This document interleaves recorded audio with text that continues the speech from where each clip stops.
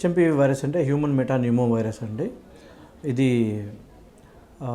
కొత్త వైరస్ ఏం కాదు, పాతదే. కాకపోతే ఏమంటే ఇప్పుడు టెస్ట్ చేయడం వల్ల దీని ఇన్ఫెక్టివిటీ రేట్స్ తెలుస్తూ ఉన్నాయి. సాధారణంగా జలుబు, జ్వరము, దగ్గు, ముక్కు దిబ్బడ, నీరసం, వామిటింగ్ సెన్సేషన్, ఆకలి లేకుండా ఉండడము దీని మెయిన్ లక్షణాలు. పిల్లల్లోనే ఎక్కువ సాధారణంగా ఉంటుందని ఖచ్చితంగా చెప్పలేము. ఎందుకంటే ఎవరిలో అయినా ఇమ్యూనిటీ తక్కువ ఉన్నవాళ్ళు, బాడీలో పోరాట శక్తి తక్కువ ఉన్న వాళ్ళల్లో ముఖ్యంగా వస్తుంది. పిల్లల్లో ఇమ్యూనిటీ పెరగడానికి ఒక 5-6 ఏళ్ళు పడుతుంది, బాగా కరెక్ట్ ఇమ్యూనిటీ రావాలి అంటే.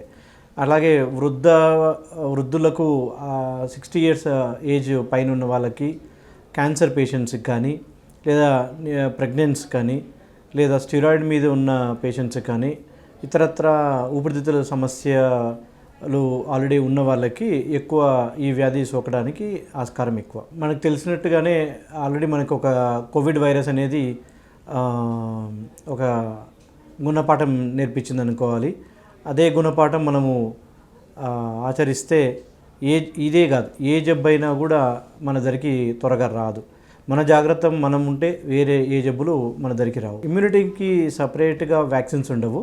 కొన్ని న్యూమోనియా వైరసెస్ తగ్గడానికి వ్యాక్సిన్స్ ఉన్నాయి. ముఖ్యంగా ఈ వ్యాధి, న్యూమోనియా లాంటి వ్యాధులు, వైరస్ వల్ల వచ్చే వ్యాధులు ఊపిరితిత్తులకి ఎక్కువగా ఇబ్బంది కలుగజేస్తుంటాయి.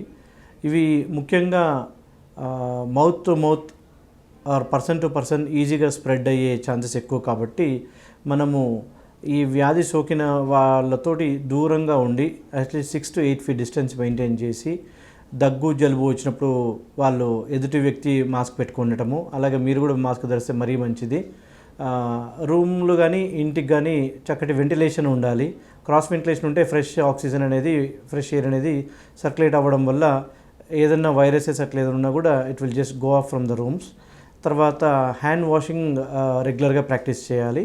తర్వాత hand sanitization and hygiene at your home is must at every house. ఒకవేళ షేక్ హ్యాండ్ చేసినా, తుమ్మినా, దగ్గినా చేతులు కడుక్కోవడం లేదా శానిటైజ్ చేసుకోవడం చేస్తే మరీ మంచిది. ఎంతో అవసరమైతే తప్ప బయటికి వెళ్ళకుండా మంచిది. ఇప్పుడే కాదు, ఇలాంటి వైరస్ ఇవాళ ఇది, మొన్న కరోనా, రేపు ఇంకొకటి. సో ఏ వైరస్ వచ్చినా కూడా మనకి నిర్మూలన ఉండాలి అంటే మన జాగ్రత్త ప్రివెన్షన్ చేసుకుంటే ఆటోమేటిక్గా it's almost equal to cure అన్నట్టు. So prevention is best than cure. So be safe, be healthy, eat healthy.